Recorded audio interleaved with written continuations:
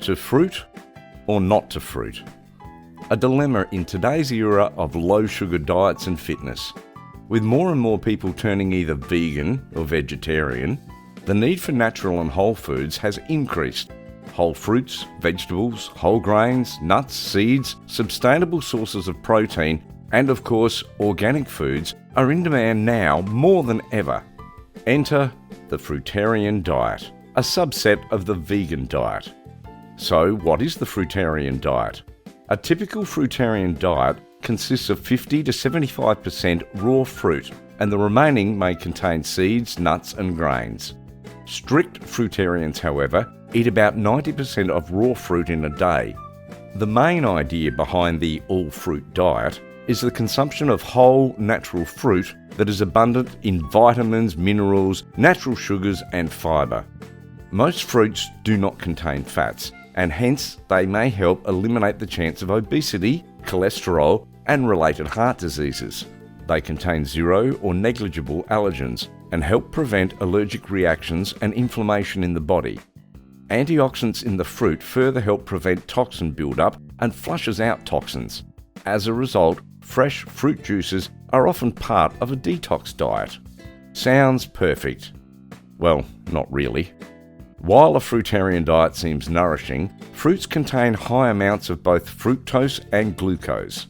These forms of sugar, although natural, trigger a similar response to refined sugars in the body, and overeating them could do more harm than good in the long run. Add type 2 diabetes to the equation. Type 2 diabetes is the lack of sufficient insulin or an induced insulin resistance in the body developed over time. This means either insulin-creating cells in the pancreas aren't working as well, have stopped working at all, or the amounts of insulin they produce isn't as effective anymore. Insulin helps the cells absorb glucose from the blood and helps cells store extra glucose and glycogen. So what truly happens if a person with less insulin or increased insulin resistance is on a fruitarian diet, which is a continuous supply of fructose and glucose? Let's find out. Number 1. Spike in glucose. Raw and dried fruit nuts, being high in fructose and glucose, raise blood glucose levels immediately after consuming them. These sudden sugar spikes in the blood require a resulting insulin spike to control them. Type 2 diabetes makes this difficult and as a result causes hyperglycemia. This is the exact opposite of the result that we want to produce in a diabetic patient who is already on medication to control blood sugar. Number 2. Consistently high blood sugar levels. Fruitarians consume fruit all day long in the form of fresh or dried fruit and fruit juices. This continuous supply of glucose to the body keeps blood sugar levels constantly high. This is a step further from sudden glucose spikes. Consistently high blood sugar levels lead to weaker blood vessels. This results in a lesser blood supply to nerve complex organs such as kidneys and the extremities, which is our hands and our feet. Number 3. An increase in medication. As a result of continuous glucose supply and less insulin, doctors would have to increase medication for a patient. Increased medication means more load on the liver that metabolizes medicines in the body and more side effects of medication. Usually, diabetic patients gradually increase medicine doses as the body gets used to smaller doses over time. But a fruitarian diet would require large doses very soon. Number 4. Fructose. While glucose elicits the same response in the body consumed as a natural sugar or refined sugar, fructose is a different story. Fructose is metabolized in the liver and converted to glycogen and fatty acids. The liver is the primary fructose metabolizing organ in the body, and the fruitarian diet puts a lot of load on this one organ. Number 5. Constantly high levels of fructose. High levels of fructose lead to continuous and increased fat deposits in the liver and can cause non-alcoholic fatty liver disease and generalized metabolic disorders. Further, it may also lead to high levels of uric acid in the blood. This may cause gout, heart and kidney disease, and worsen diabetes. Combine increased diabetic medication with increased fructose and your liver is working overtime, and it's overloaded 24/7. Number 6.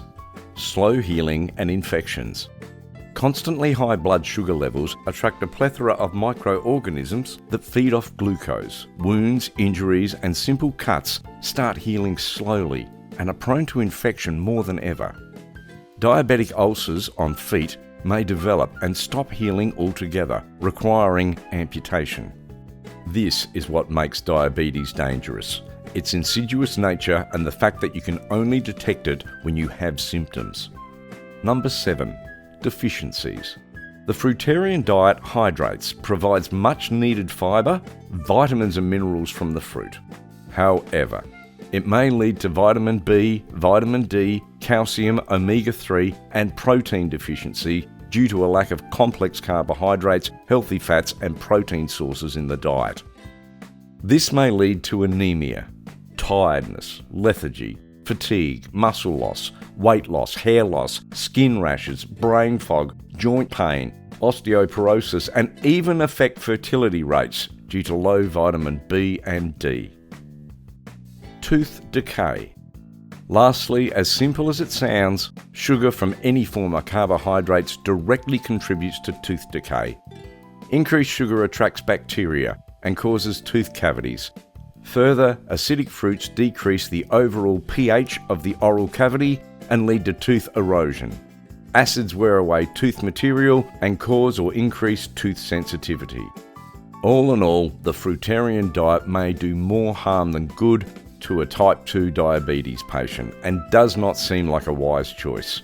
Fruit is not a poison, but like everything else, it could be if not consumed in moderation, and Ashton Kutcher might testify.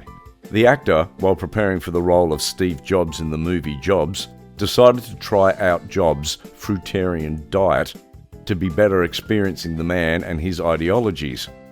Only a month later, Kutcher ended up in a hospital, doubled up in pain for putting his pancreas into overdrive. Remember what the pancreas secretes? Insulin. The amount of fruit Kutcher had in one whole probably put his pancreas into overdrive and forced him to go back to his normal diet. If an actor who was presumably under supervision and optimal fitness can suffer from an overdose of glucose and fructose, it wouldn't be wrong to say experimenting with diets is no joke.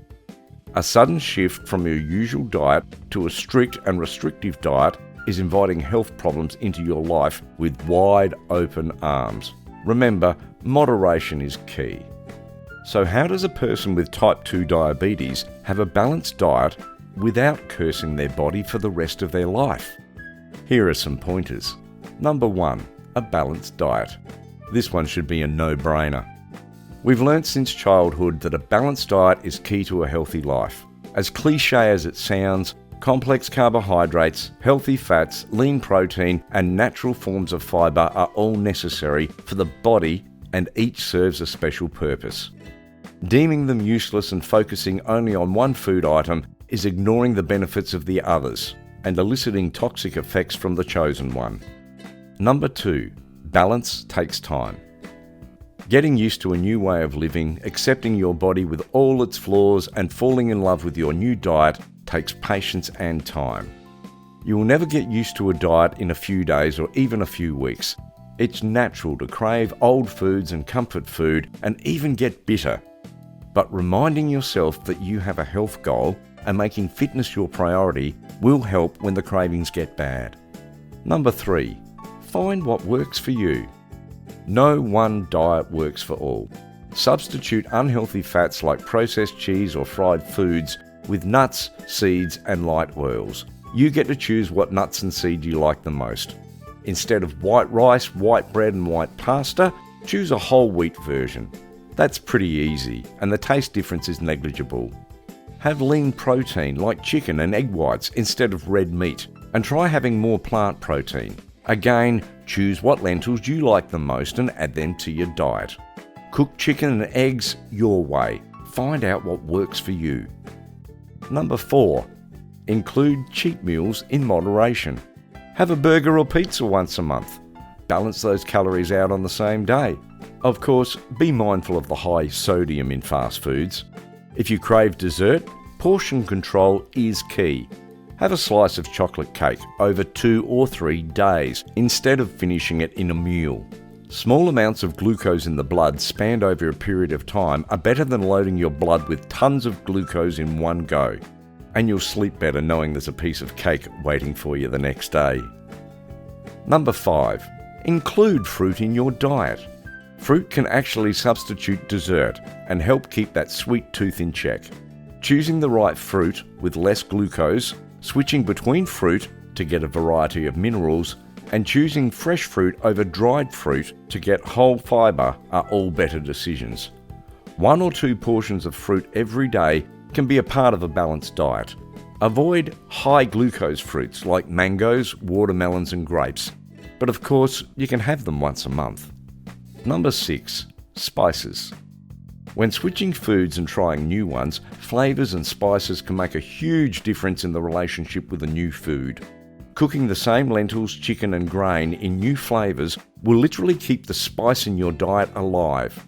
Further spices like turmeric enhance immunity, and cinnamon actually helps increase your sensitivity to insulin. In conclusion, a type 2 diabetes patient does not have to miss out on any foods as long as they take their medication, increase a little activity, and follow a well-structured and balanced diet. Following restrictive diets like a Fruitarian diet can do more harm than good and will only make you miss your meats and fats more. So, to fruit or not to fruit? You choose.